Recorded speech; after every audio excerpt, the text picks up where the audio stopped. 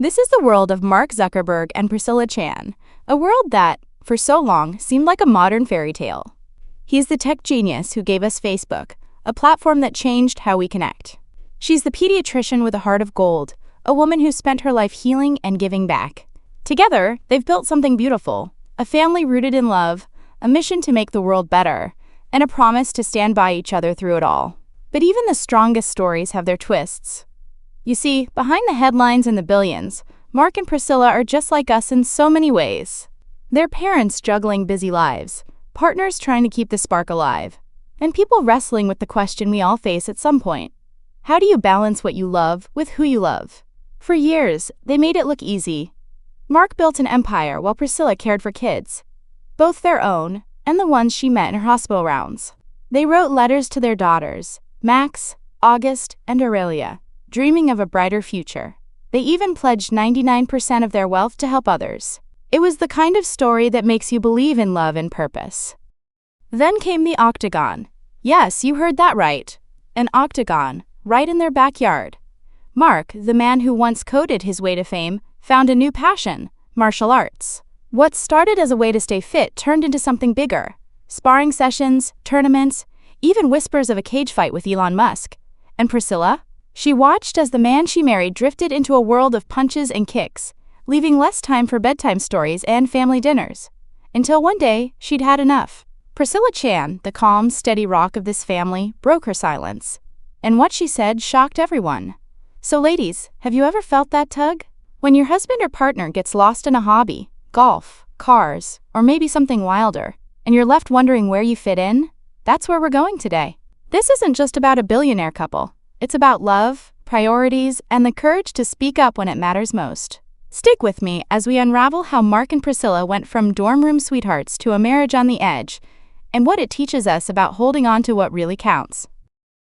Let's rewind the clock to a little house in Dobbs Ferry, New York, back in the 1980s. Picture a kid, maybe 12 or 13, hunched over a clunky computer, his fingers flying across the keys. That's Mark Zuckerberg, a boy with messy hair and a mind that wouldn't quit. His dad, Edward, was a dentist, and his mom, Karen, a psychiatrist. Good, solid folks who filled their home with books and big ideas. But Mark? He was different. While other kids were out riding bikes, he was inside, teaching himself to code. One day, he built something called ZuckNet, a little messaging system so his dad's dental office could chat without yelling across the room. Can you imagine? A middle schooler dreaming up ways to connect people. It's like he was born with a blueprint for the future in his head. That spark carried him all the way to Harvard in 2002. He wasn't just a computer geek, though. He captained the fencing team, studied psychology, and had this quiet intensity that made people notice. Then, one February night in 2004, in a dorm room that probably smelled like pizza and old socks, Mark launched the Facebook. It started small, just a way for Harvard kids to share photos and updates, but it grew like wildfire. First, it spread to other colleges, then across the country, and before long, the whole world was on it. By 2012, Facebook went public, raising $16 billion, and Mark, still in his hoodie, became one of the youngest billionaires ever. He didn't stop there, though. He scooped up Instagram, WhatsApp, even Oculus for virtual reality, all because he believed in one thing: bringing people closer together. But here's where it gets interesting, and maybe a little tricky. Mark's always been driven by passion. It's what turned a dorm room idea into a global empire. It's why he's betting big on the metaverse now. This wild vision of a virtual world where we can work, play, and connect in ways we can't even imagine yet. That same fire pushed him to master fencing as a teen, to code through the night, to keep dreaming bigger. It's inspiring, right, to see someone chase what lights them up. But passion can be a double-edged sword. Sometimes, it pulls you so far into your own world that you don't see who's waiting for you back home. And for Mark, that's where the story takes a turn. A turn that Priscilla couldn't ignore. Here's a little lesson from Mark's journey. Passion can build incredible things. A company, a family, a life. But it's a fire that needs tending. Let it burn too wild, and it might just singe the ones you love most. So how did this boy with a computer become the man Priscilla fell for? To answer that, we've got to meet the woman who saw something in him. Something worth building a life around. Let's step into her world next. Let's step into a different world now. Braintree, Massachusetts, in the mid-1980s. Picture a little girl with big, curious eyes, sitting at the counter of her parents' tiny restaurant. That's Priscilla Chan, growing up in a home where the air smelled of soy sauce and hard work. Her parents were Chinese refugees who'd fled Vietnam in the late 70s, carrying nothing but hope and a fierce determination to give their 3 daughters a better life. They weren't rich, far from it, but they poured everything they had into their girls. Priscilla learned early what it meant to hustle. She'd translate English for her mom and dad, helping them navigate a new country while they juggled long hours at the restaurant. It wasn't easy, but it shaped her into someone special. Someone who understood that love and grit go hand in hand. That strength carried her to Quincy High School, where she wasn't just a good student. She was the best. Straight A's, valedictorian, the whole package. But it wasn't just about grades for Priscilla. She had this quiet way of lifting others up, mentoring younger kids, volunteering whenever she could. Her teachers saw it, her friends felt it. This was a girl who cared, deeply, and when she got into Harvard in 2003, it wasn't a surprise to anyone who knew her. There, she dove into biology, dreaming of becoming a pediatrician. Not for the prestige, but because she wanted to help kids who didn't have it easy, kids like the ones she'd grown up around. She even taught herself Spanish so she could talk to more families, hear their stories. Can you see it? A young woman who'd already carried so much, still reaching out to carry others. But here's what I love about Priscilla. She didn't stop at dreaming. After Harvard, she could have gone straight to med school, but instead, she took a detour. She taught science to 4th and 5th graders at a school in San Jose, getting down on her knees to explain bugs and planets to wide-eyed kids. It was there she saw how a child's world can shrink when they don't have enough food, enough support, enough chances. That stuck with her. By 2008, she was at UC San Francisco, training to be a doctor, focusing on little ones from tough backgrounds. Every patient she treated, every family she comforted. It was like she was paying forward the resilience her parents had given her. Priscilla wasn't just building a career, she was building a life of meaning. Here's a little lesson from Priscilla's roots. Compassion isn't just something you feel, it's something you do, even when the odds are stacked against you. She could have let her tough start hold her back, but instead, she turned it into a gift for others. And that's the woman who'd soon meet a certain Harvard coder with a big idea. How did these two, one wired for connection, the other rooted in care, find each other? Let's head to Cambridge next, where their story really begins to bloom. Let's take a stroll back to 2003, to the leafy paths of Harvard University. Imagine a crisp fall evening, the kind where the air buzzes with new beginnings. That's where Mark Zuckerberg and Priscilla Chan first crossed paths at a college party of all places. He was the awkward sophomore with a knack for coding. She was the freshman with a quiet strength and a smile that lit up the room. It wasn't love at first sight with fireworks and violins. No, it was simpler than that. They started talking, maybe over a lukewarm cup of punch, and something clicked. Mark later said he thought Priscilla was the smartest, most down-to-earth person he'd ever met. And for her, she saw a guy who wasn't afraid to dream big, even if he didn't quite fit the typical college crowd. That night sparked something beautiful. A partnership built on more than just butterflies. Over the next few years, while Mark was busy turning Facebook into a phenomenon, Priscilla was right there, cheering him on. They didn't rush things. It was a slow burn, the kind of love that grows through late-night chats and shared dreams. By 2012, they made it official in the sweetest way possible, a backyard wedding at their Palo Alto home. Here's the best part. Their friends thought they were just celebrating Priscilla's med school graduation, but boom, surprise, it was a wedding. No glitzy ballroom or paparazzi, just 100 people in a garden, eating takeout and toasting to a life together. Doesn't that feel so real? Like something you'd plan with your high school sweetheart? What held them together wasn't fame or fortune. It was values. Mark admired Priscilla's heart, her way of seeing the good in people. She loved his thoughtfulness, how he'd listen and really hear her.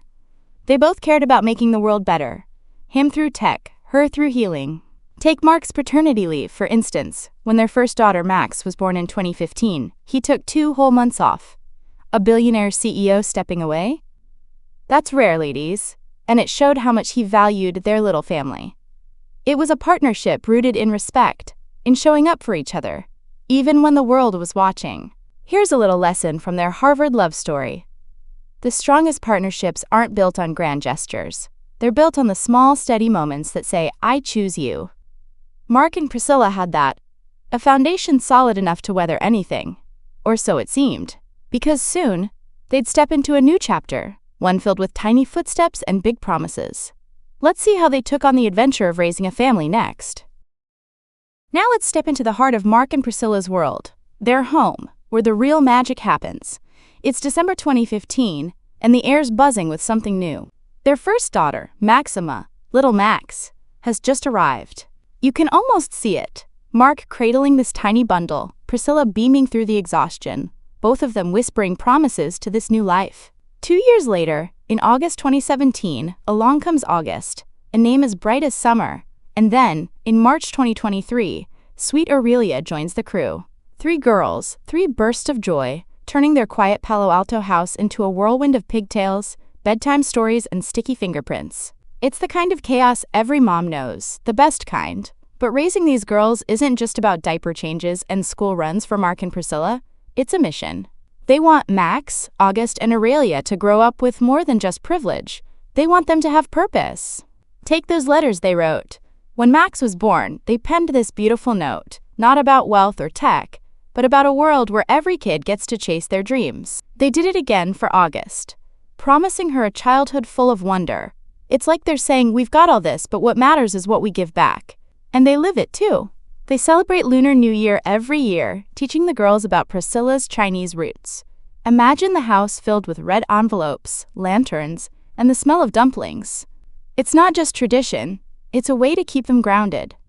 They're hands-on parents too, the kind who don't just hand off the hard stuff. Mark shared these sweet snippets, like hiking with the girls or building things together in the garage. Priscilla's right there too, reading stories or helping Max with her big sister duties.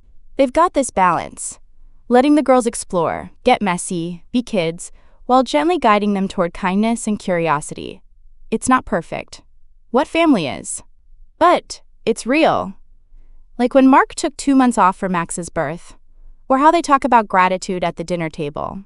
They're not raising little CEOs or doctors. They're raising humans who care. And isn't that what we all want for our kids? Here's a little lesson from their family. Raising kids isn't about giving them everything. It's about giving them roots and wings, a sense of who they are and what they can do. Mark and Priscilla get that. But even the strongest roots can shake when life shifts. And for them, that shift was coming. A new passion that would test everything they'd built. Let's see what happened when Mark stepped into a different kind of ring. Now let's shift gears a bit. Imagine the Zuckerberg house a few years back, still humming with the girls' laughter, but with a new rhythm creeping in. It's Mark, stepping out of his usual hoodie and into something unexpected, martial arts gear. At first, it was just a way to stay fit. A little sweat, a little fun, something to balance the long hours at Meta. But for Mark, things don't stay small. That same drive that built Facebook? It kicked in hard. Soon, he wasn't just dabbling. He was deep into Brazilian Jiu-Jitsu, rolling on mats, learning grapples, and sparring with pros. Picture him, all focus and grit, posting clips online of his latest moves. The tech guy turned fighter. It's kind of inspiring, isn't it? Seeing someone chase a new spark with everything they've got. And chase it he did. Mark started competing local jiu-jitsu tournaments where he actually held his own, winning medals and grinning like a kid who just aced a test. His friends cheered, fans loved it, even his Meta team probably thought, wow, the boss has moves. But then came the big one. He built a full-on octagon. You know, those 8-sided cages fighters use, right in their backyard. That peaceful patch of grass where Max and August once chased butterflies? Now it's a training ground, a symbol of how far this passion had taken him. It wasn't just a hobby anymore. It was a whole new world. And ladies, you know how it goes. When your husband gets hooked on something, whether it's golf or fixing old cars, it's like he's got a new best friend who's always around. But here's where the warmth fades a little. That fire in Mark, the one that made him a billionaire, a dad, a dreamer, started burning a bit too bright.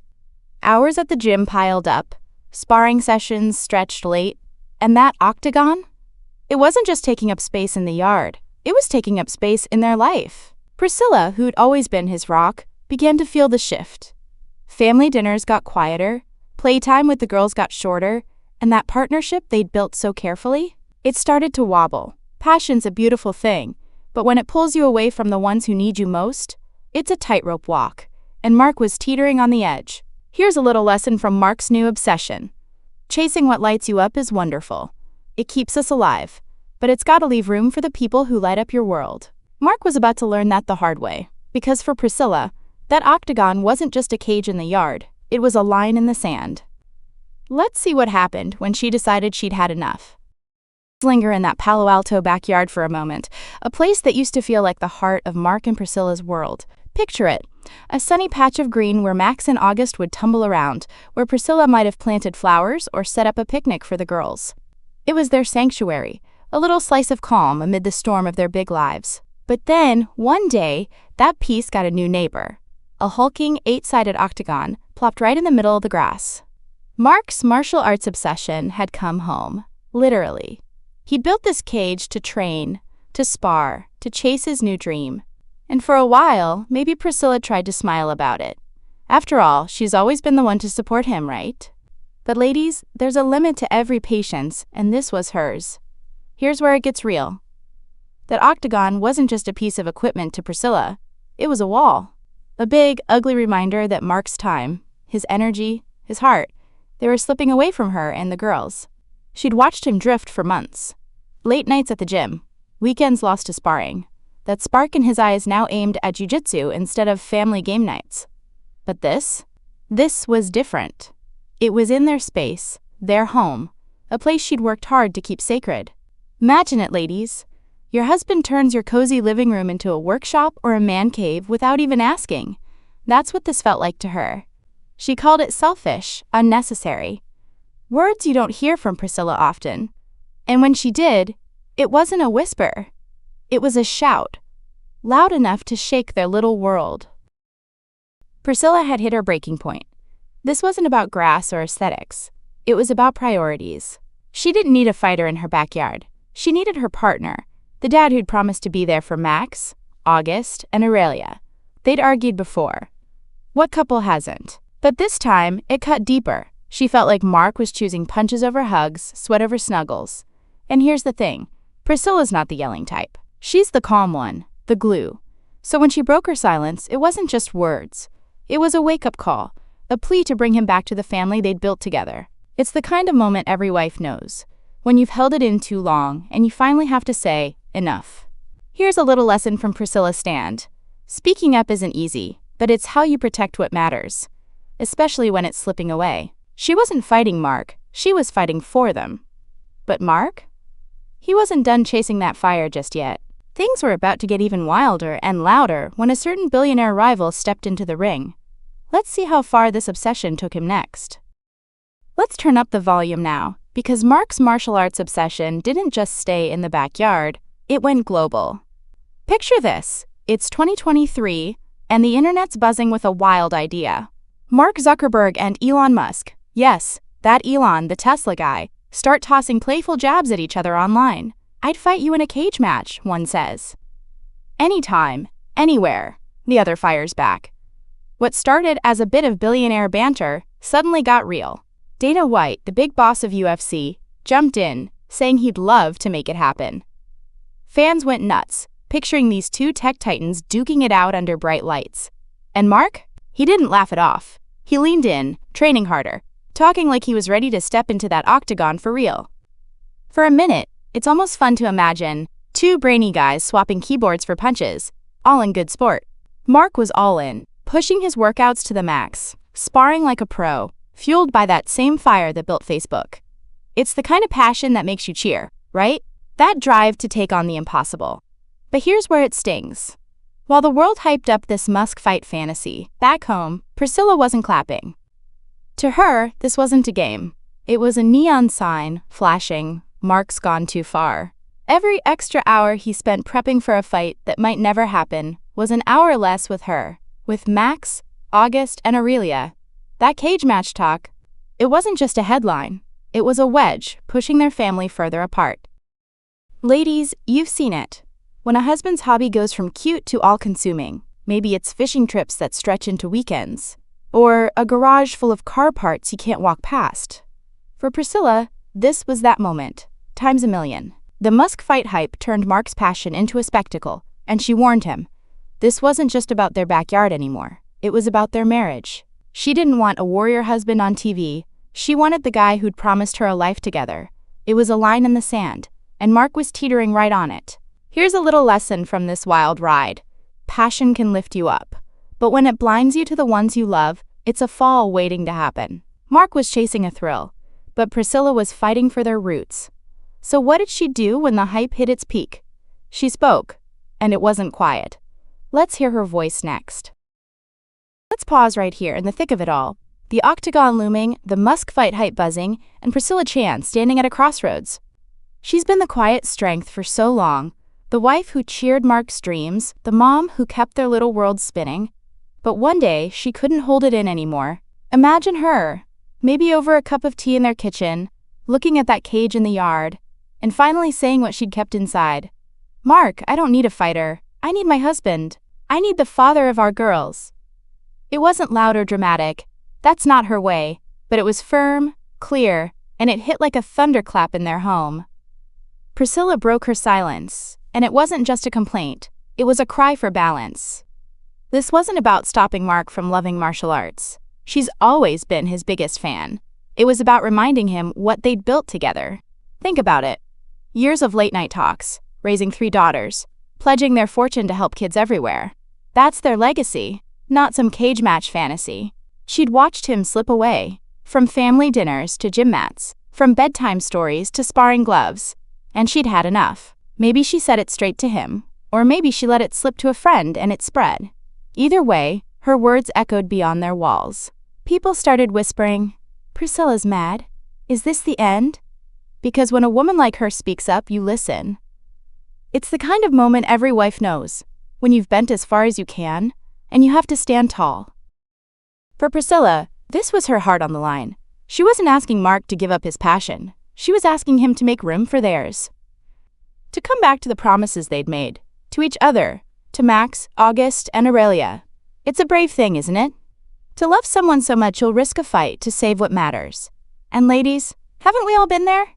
Maybe not with a billionaire husband, but with a partner who's drifted, to work, to hobbies, to something that's not us. Priscilla's cry wasn't just for her. It was for every woman who's ever had to say, "Hey, I'm still here." Here's a little lesson from Priscilla's voice. Speaking your truth isn't about tearing down. It's about building back what's slipping away. She took that step, and it changed everything. So what did Mark do when he heard her? Could they find their way back to each other? Let's see how this story turns next.